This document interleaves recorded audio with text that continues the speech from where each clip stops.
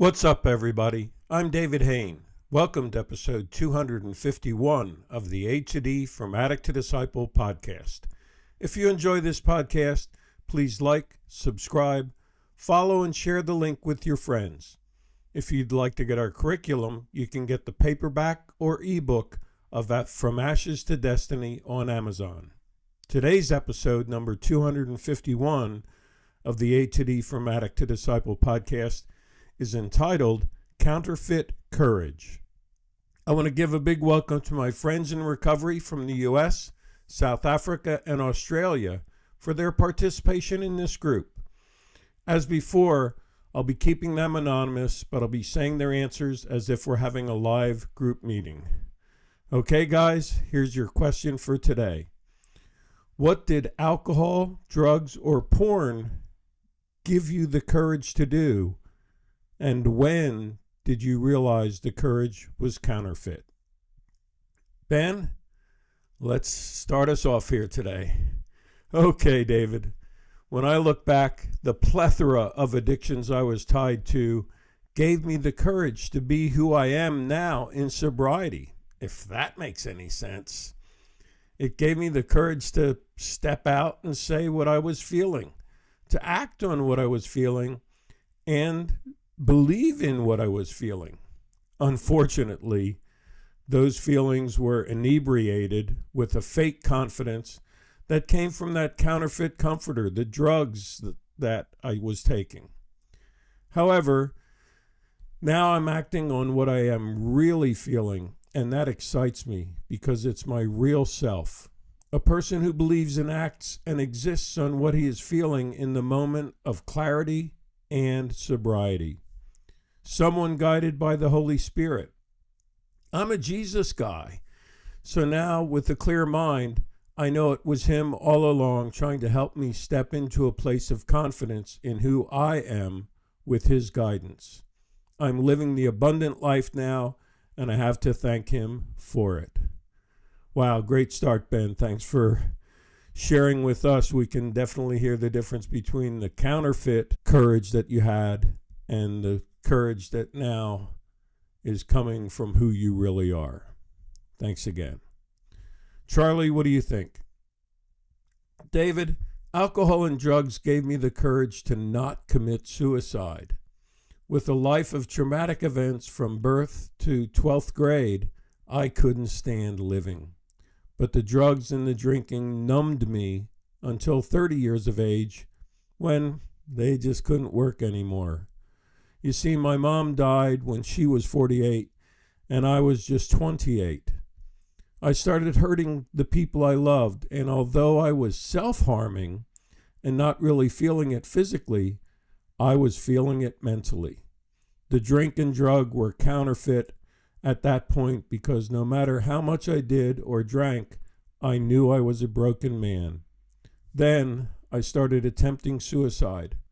Once my physical body was broken into pieces and I cried out to God, that's when I quit the drinking and drugs. And then over time, I started living and wanting to live a long life serving God. Thanks so much. I appreciate that, Charlie. And it's interesting how you phrased that the drugs gave you the courage to not commit suicide because they effectively provided the numbing and the escape that you needed. Eddie, how about you? Well, David, I absolutely felt much more courageous and confident, like many others, when I was under the influence. But being under the influence dulled my fears, inhibitions, and even any anxiety that I might feel. I felt that I could do and say anything. Unfortunately, those emotions are all false, and normally during or after we realize that the emotions or confidence we were displaying is completely counterfeit. Sure, agree with that, Eddie, and that's a great wake-up call for many people in addiction when we begin to realize that all of the emotions or confidence we were displaying is counterfeit. Dante, what do you think of this question? David, I guess in many ways, porn gave me the courage to face aspects of life. It was a thing I ran to either when feeling the need or simply because it was what I was used to doing. I don't feel like it gave me more or less confidence with people. When I realized it was no longer something that was viable was when right before my first engagement ended. I had a strong moment of feeling this isn't right. I shouldn't be doing this. After that, God began to work in my life that would lead me to Him and away from porn. And happily to the woman I'm now married to for 9 years. Great story, Dante. I appreciate the happy endings all the time. Harry, how about you? David, the alcohol and drugs made me be alive. It made me happy. It took away the pain and my past years of abuse. I loved what it did for me, and I wanted that feeling every day of my life. I remember my first courage boost alcohol gave me to man up and go ask the girl to dance. Alcohol gave me the courage to dance. It made me a happy, joyful person to be around. People loved me. The drugs gave me heightened senses to have long, deep conversations and also helped boost my confidence to be a convincing, powerful salesman. But I realize it's a progressive disease, and once the addiction took over, the false lie was revealed. It made me become dependent just to survive and get rid of the withdrawals, and then I could barely function without it every few hours, which led to my interest for work being out the door as I really needed to get my next fix. It was scary because the counterfeit confidence was gone and the trauma of the withdrawal and dependency settled in. I became a loner, withdrew from society and my family. I only wanted to be alone in my house, in a room, and did not want to be disturbed. So I could go on days and days of just endless binges. Drugs and alcohol gave me the false courage, but left me with the reality of heartache. Sure. I appreciate you sharing that, Harry. That really sums up that journey for many, many guys who will be listening to this. Freddie, you want to close us out today? Sure do, David.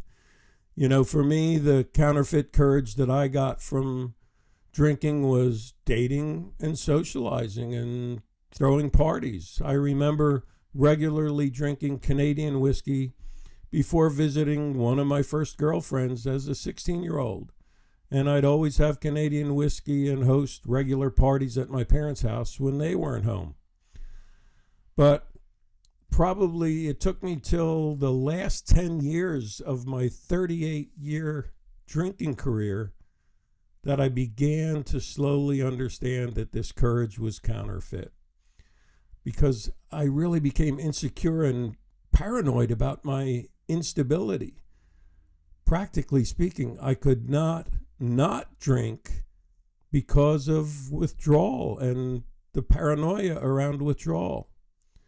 The other huge counterfeit of addiction was that it could make me happy and treat my clinical depression and anxiety. But since alcohol is a depressant, it actually made my depression even worse. Now in recovery, it's taken time to really focus on the healing I need physically, emotionally, and spiritually. I desperately needed to gain self-confidence and self-love. I was overwhelmed with guilt and shame, especially after my suicide attempt and hitting rock bottom. And for me, I found the help I needed through AA. And it's been said that the angels I've met in AA loved me before I could love myself, which reminds me of a song by Train called Calling All Angels. I'd like to share some of the lyrics.